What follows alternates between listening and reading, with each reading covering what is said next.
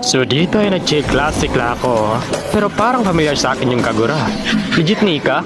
Parang fake ata to eh. At so dito nag-reply na nga siya. Fake lang daw. Ah, fake pala ah. So kahit fake ka, ita-target lock pa rin kita.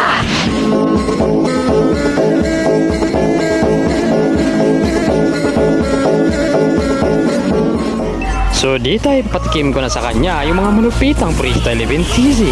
At sisiguraduhin ko sa kanya na ang laban na to hindi niya makakalimutan.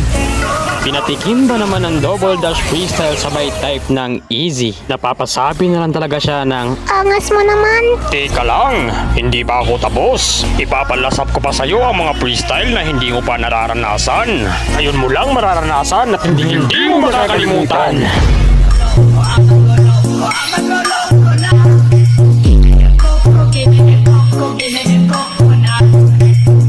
Sabi niya dito, pinagbibigyan niya lang daw ako. Hindi sabi ko dito, okay. Ay, di pa talaga natuto. Dito pa talaga sa mid. Dito kainin mong freestyle ko. Ay, gagi bumawi ah. So dito, bala ko lang sana mag-clear sa mid. Ang kaso nakaabang pala siya.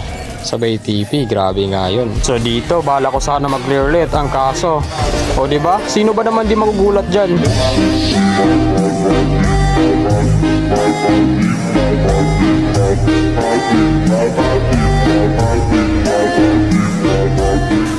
Teka, wait lang. Parang gumugusto ka na. Ako naman na. Hindi ko to pinagandaan pero para sa'yo talaga to. So ngayon, ipapatikim ko sa'yo ang mahiwagang spawn trap.